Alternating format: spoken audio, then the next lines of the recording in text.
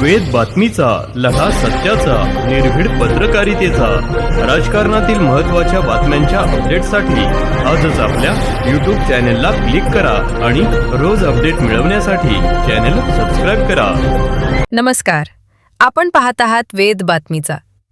संगमनेर विधानसभा मतदारसंघातील टंचाई आढावा बैठकीत राज्याचे जलसंपदा मंत्री तथा जिल्ह्याचे पालकमंत्री डॉक्टर राधाकृष्ण विखे पाटील यांनी विशेष सखोल मतदार यादी पुनरीक्षण अर्थात SIR अभियान गांभीर्याने राबवण्याचे आवाहन केले आहे.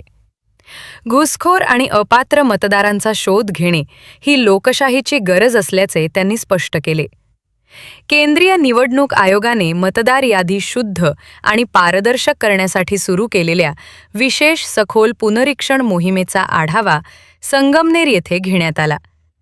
यावेळी बोलताना डॉक्टर राधाकृष्ण विखे पाटील यांनी मतदार यादीतील अपात्र व घुसखोर मतदारांचा शोध घेणे हे लोकशाही बळकट करण्यासाठी आवश्यक असल्याचे सांगितले. संगमनेर विधानसभा मतदारसंघात SIR अभियानाचे सुमारे 40 ते 60% काम पूर्ण झाले असून उर्वरित काम अधिक वेगाने पूर्ण करण्याच्या सूचना त्यांनी दिल्या. स्थलांतरित मतदारांपर्यंत पोहोचण्यासाठी जनजागृती वाढवून कार्यकर्त्यांनी सक्रिय भूमिका घ्यावी असे आवाहनही त्यांनी केले. बैठकीत जलजीवन मिशनच्या कामांवर नाराजी व्यक्त करत काही अधिकाऱ्यांवर गैरव्यवहारामुळे मोफत वीज व थकीत वीज बिल माफीसह विविध योजनांची माहिती घराघरात पोहोचवण्याचे आवाहन त्यांनी केले. तसेच दूध व अन्नपदार्थातील भेसळ करणाऱ्यांवर कठोर कारवाई करून तात्काळ गुन्हे दाखल करण्याचे निर्देश दिले. नेवंडे व भोजापूर प्रकल्पांसाठी निधी उपलब्ध करून देण्यात आल्याची माहिती देत सिंचन प्रकल्पांची कामे गतीने पूर्ण करण्याच्या सूचना त्यांनी दिल्या. आमदार अमोल खताळ यांनी ग्रामीण व शहरी विकास कामांना गती मिळत असल्याचे सांगत पाणी टंचाईग्रस्त गावांसाठी टँकर उपलब्ध करण्यासाठी प्रशासनाला सातत्याने सूचना देत असल्याचे सांगितले. यावेळी रऊफ शेख, विठ्ठल घोरपडे, डॉक्टर अशोक इथापे, संतोष रोहम, साक्षी सूर्यवंशी, सुनीता कानमडे, पायल ताजणे, कविताताई पाटील, सुदाम सानप, श्रीकांत गोमासे, कपिल पवार, योगीराज परदेशी तसेच भाजप शिवसेना महायुतीचे पदाधिकारी व कार्यकर्ते उपस्थित होते. उपविभागीय अधिकारी अरुण उंडे यांनी SIR अभियानाचा आढावा सादर केला, तर तहसीलदार धीरज मांजरे यांनी तालुक्यातील टंचाईची माहिती दिली. सोमनाथ डोळे, वेद बातमीचा, संगमनेर. आज SIRच्या संबंधामध्ये आज एक विस्तारित चर्चा आपल्या झाली आणि अनेक चांगल्या सूचना आपल्या BLA 1 BLA 2 चे जे आज पदाधिकारी उपस्थित आहेत त्यांनी सुद्धा चांगल्या सूचना केलेल्या आहेत. खरं म्हणजे भारतीय निवडणूक आयोगानं ही पहिल्यांदाच एवढ्या मोठ्या प्रमाणामध्ये सर्वेक्षणाची मोहीम हाती घेतलेली आहे,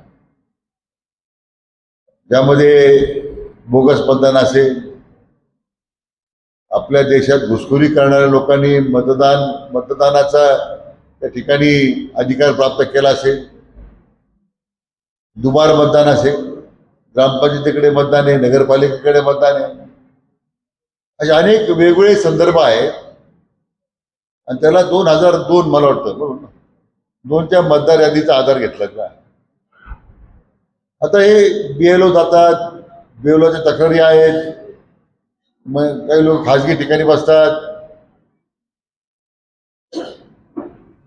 वेगवेगळ्या कार्यालयात जाऊन बसतात. अभिप्रेत आहे की त्यांनी घरोघर जावं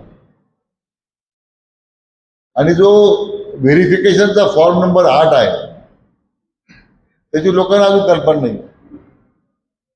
मला वाटतं पुढे आणखीन जागरूकता करण्याची आवश्यकता आहे, कारण वेळ कमी आहे. सुदैवानं निवडणूक आयोगानं आता ही मला वाटतं मर्यादा 9 ऑगस्ट 8 ऑगस्ट पर्यंत पोस्टपोन केलेली आहे, मुदतवाढ दिलेली आहे.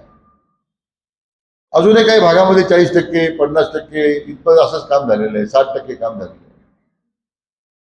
हे कार्यकर्त्याची जबाबदारी आहे. ते BLOला काय पडलेलं नाही, तो आज उद्या बदलून जाईल दुसरीकडे काम केलं नाही ती कारवाई होईल, निलंबित होईल, बदलून जाईल, तुम्ही कुठे जाणार? तिथेच राहणार ना. तर तुम्ही तिथंच राहणार आहे. तुमचं उद्या तुमच्या गावाच्या मतदाराचं जर व्यवस्थित झालं नाही तर उद्या तुम्हाला त्या अडचणी आहे. हे तुम्ही लक्षात. हे काय आपण BLA1 नेमलाय आणि BLA2 नेमलाय आणि तो पाहिल काय करायचं त्याचं काय उपयोग नाही. आता BLA2 म्हणतात आम्ही कशा करता करायचं, आम्हाला मानधनच नाही. अशी काही तक्रार आहे का मानधन मिळालं द्यावं म्हणून? हे काही मानधनाचं काम नाही. हे आपल्या देशाच्या निवडणूक आयोगाने दिलेली मतदार यादीच्या पुनर्निरीक्षणासाठी ही संधी आहे.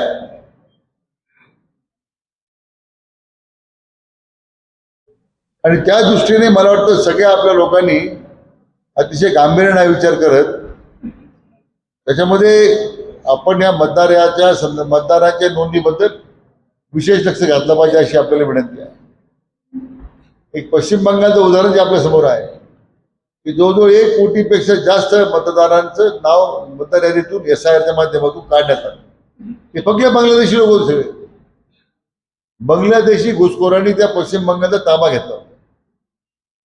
आज त्यांचे नाव काढल्याबरोबर त्या पश्चिम बंगालच्या जनतेनं आज आदरणीय प्रधानमंत्री नरेंद्र मोदीजी यांच्या नेतृत्वावर भरभरून त्या ठिकाणी विश्वास व्यक्त केला. सर्वाधिक जागा पश्चिम बंगालच्या इतिहासामध्ये भारतीय जनता पक्षाने त्यांच्या युतीला त्या ठिकाणी मिळाली. त्यामुळे लक्षात घेतलं पाहिजे की केवळ पश्चिम बंगालचं उदाहरण आपल्या समोर डोळ्यात अंजन घातल्यासारखं आहे. त्यासाठी आपण आपल्या गाव पातळीवर केवळ तोच एक मुद्दा नाही आहे घुसखोरीचा. पण मी म्हटलं दुवार मतदान आहे, मयत मतदान आहे, काही लोकांचे 3-3 ठिकाणी नाव आहेत. हे सगळं बारकाईने तुम्ही पाहण्याची आवश्यकता आहे. आपल्या आमदार महोदयांचं कार्यालय त्यासाठी कार्यरत आहे, त्यांनी अधिकारी नेमलेले आहेत. तुम्हाला कधी अडचण वाटली त्यांच्या कार्यालयाशी संपर्क करा. ताबडतोब दखल घेऊन त्या संख्येचं निरसन करता येईल आपल्याला. हे काम आपल्याला अतिशय गांभीर्यपूर्वक येत्या काही 8-10 दिवसामध्ये करण्याची आवश्यकता आहे. वेळ कमी आहे. आणि मला खात्री आहे की निश्चितपणे या आढावा बैठकीच्या निमित्तानं ज्या ज्या उणिवा समोर आल्या किंवा ज्या ज्या शंका आपल्या मनामध्ये होत्या त्या शंकेचं निरसन मान्य प्रांताधिकारी महोदयांनी केलेलं आहे. अजूनही त्याच्यामध्ये तुम्हाला काही वाटत असेल की आणखी काही माहिती आपल्याला पाहिजे की आपल्या आमदार महोदयांच्या कार्यालयाशी किंवा प्रांत कार्यालयाशी आपण संपर्क करून आपल्या शंकेचं त्या ठिकाणी निवारण करू शकतो. काय समुद्री युद्ध पातळीवर सुरू केलं पाहिजे. तुम्ही केले सुरू. निवडणुकीची अडचण नाही. मीचा खात्याचा मंत्री काय अडचण येणार नाही पुढे. आपण तर आता साकूरच्या उपसा सिंचन योजना भोसले 15 दिवसामध्ये आपण मान्य देऊ. साधारण 100 कोटी रुपये देतो आपण. 100 कोटी रुपये देतो त्या उपसा सिंचन योजना साकूरच्या. साकूर KTVचं रूपांतर बॅरेजमध्ये करण्यात आता मान्यता देतो आपण. त्याला 35 कोटी रुपये खर्च आहे. बॅरेजमध्ये मान्यता करतो आपण. निवडणे प्रकल्पाचे चालू वर्षात आपण जे काही उर्वरित कामं चालू आहे त्याला 100 कोटी रुपये आपण देतो यावर्षी आपण निवडण्यासाठी. बाकीचे काम पूर्ण करून घ्या. आणि सगळ्यात महत्वाचं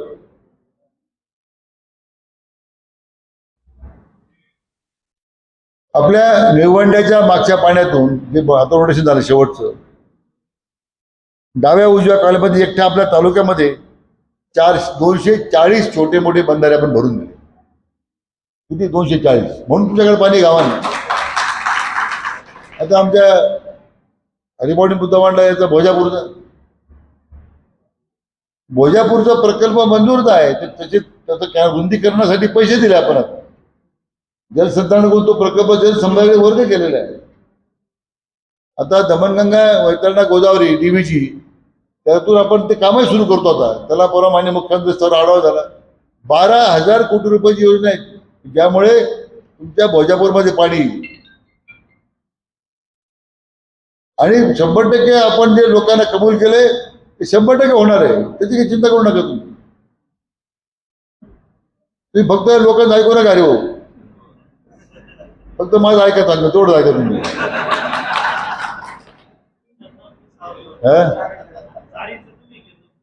हा ते करतो मी, ते सर्वे आता बाहेर माहिती नाही, पण सर्वेच्या सूचना दिल्या आपण, चन्नापूरच्या दिल्यात, सावरगावच्या दिल्यात आपण सूचना, आपण चालू आहेत ते चन्नापूर सावरगावचं आपण काय केलं, आपण काय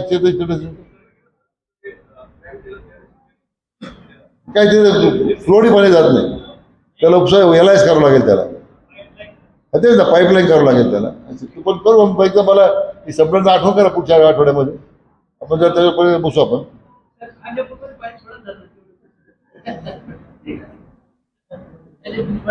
आमचं कामच आहे पाणी सोडणे.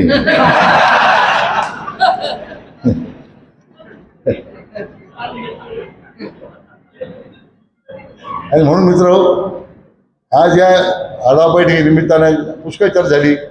अधिकाऱ्यांना माझ्या सूचना आहेत, ते काही विनाकारण खरं म्हणजे कृषी खात्याने अतिशय गोसावी कुठे जागृत काम करण्याची गरज आहे. तुमच्या तालुका कृषी अधिकाऱ्यांबद्दल अतिशय अक्षम्य म्हणजे आमची प्रचार म्हणजे माझी नाराजी आहे सर. पण मला काही फार लोकांची भूमिका कधी घेत नाही. सगळे पर्याय सांभाळल्यानंतर मी शेवटी विचार करतो आता काहीच नाहीये, मग कारवाई करतो. माझं स्वभाव नाही विनाकारण अधिकाऱ्याला वेटील धरायचं, कारवाई करायची, विनाकारण त्याला रागवायचं, हे कधीच मी केलं नाही आतापर्यंत. पण जर लोकांच्या अपेक्षा जर पूर्ण अपेक्षा भागवत असेल, नियमानं कारवाई होत असेल, बरोबर नाही आहे. त्याची दखल घ्या तुम्ही ताबडतोबीनं या संदर्भात कामात सुधारणा करा तुमच्या. तसं आपला अधिक वेळ घेत नाही. एक चांगल्या बैठकीमध्ये चांगली चर्चा झाली, लोकांनी सूचना केल्या, तुम्ही त्या निमित्तानं पुन्हा एकदा विनंती करतो, SIR कार्यक्रम जो आहे त्यामध्ये गांभीर्याने लक्ष द्या. गांभीर्याने तुम्ही विषयाकडे पहा. नंतर मतदार यादी जर सदोष राहिली, तुम्हाला कोणी तुमच्या तक्रारी दखल घेणार नाही. त्या दृष्टीने आपण काम करावं. आणि आजच्या बैठकीमध्ये आलेल्या सगळ्या सूचनेची दखल घेत अधिकाऱ्यांनी सुद्धा त्या सूचनेची दखल घेत कार्यवाही करावी, अशी त्यांना मी या निमित्तानं सूचना करतो. मनापासून आपल्या बाहेर आहे, जो मतदार जिल्ह्याच्या बाहेर आहे, त्याच्यावरती तुम्हाला महत्त्वाचं काम करणं गरजेचं आहे. आज आपल्याला मुदतवाढ आल्यामुळं एक चांगल्या पद्धतीने होणार आहे. तक्रारी करण्यापेक्षा स्वतः फील्डवरती जाणं आपल्याला जबाबदारीने काम करावं लागेल. पुढचे काही दिवस मी मागच्या 8 दिवस कुठल्याही गावामध्ये कार्यक्रमाला गेलो नाही, कार्यक्रमासाठी वेळ दिली नाही, बरेचसे उद्घाटन बाकी, परंतु मी स्पष्ट सूचना दिल्या होत्या आपल्या कार्यकर्त्यांना का ज्यांनी त्यांनी जोपर्यंत SIRचं काम चालू आहे तोपर्यंत त्याच्या गावामध्ये थांबलं पाहिजे. थोडा वेळ दिला तर जसं तुम्ही बघितलं असेल, बंगाल सारख्या ठिकाणी 85 लाख बोगस मतदान बाहेर निघालं, ते रद्द करण्यात आलं. येणाऱ्या पुढील कालावधीमध्ये मला खात्री आहे, विश्वास आहे का संगमनेरमध्ये सुद्धा एक मोठ्या प्रमाणात एक बोगस मतदान नोंदवलं गेलं होतं. याच्यावरती जर आपण चांगल्या पद्धतीने लक्ष दिलं तर 20-22 हजार मतदान हे निश्चित त्याच्यातून कमी झाल्याशिवाय राहणार नाही. त्यामुळं ज्या काही अडचणी तुम्हाला वेळ संदर्भात असतील, हे काम करताना असं ऋषिकेशमुळे आपला पूर्ण वेळ कार्यकर्ता त्यासाठी वेळ देतो. भैया परदेशी सुद्धा आपला त्या दृष्टीने काम करतो. त्यामुळे आपल्या ज्या काही तक्रारी अडचणी समस्या आहेत SIR संदर्भात त्या निश्चित आमच्यापर्यंत पोहोचवा. परंतु आपली जबाबदारी आजपासून अजून पुढे आपल्याला वेळ मिळालेला आहे. आज 55% गेलं हे निश्चितच समाधानकारक नाही. आज आपल्याला 100% त्याचं काम करायचं आणि 100% काम करताना आता साकूरपाटा भागात सकाळी होतो, त्या भागातील काही लोकांनी सांगितलं की भाऊ आमचं मतदानात नाव साकूरमध्ये बी आहे आणि मनसर साईडला सुद्धा आहे. तर त्यावेळेस तुमची आमची जबाबदारी राहणार आहे का ते नाव साकूरमध्ये ठेवलं पाहिजे. ज्यावेळेस आपल्याला BLO विचारतील त्यावेळेस एक नाव कुठंतरी ठेवायचं, तर ते आपल्याला आपल्या मतदारसंघासाठी ठेवता आलं पाहिजे. आपला मित्रपरिवार असेल, आपला नातेवाईक असेल, यांचं सुद्धा मतदार यादीतलं नाव जर त्यांचा ॲड्रेस आपला संगमनेरचा आहे, फक्त नोकरीनिमित्त कामानिमित्त बाहेर आहे, तर ते मतदान आपलं वाढलं पाहिजे. या दृष्टीने प्रयत्न आपल्याला होणं गरजेचं आहे. त्यामुळं आज या टंचाई आढावा बैठकानिमित्ताने आदरणीय आमदार राधाकृष्ण विखे पाटील साहेबांनी आपल्याला वेळ दिला, त्याबद्दल साहेबांचाही मी आभार मानतो. आणि आपल्या सर्वांना नेहमी साहेबांचं मार्गदर्शन होत असतं, त्यामुळं साहेबांचे पुन्हा आभार मानतो. थांबतो. धन्यवाद. जय हिंद.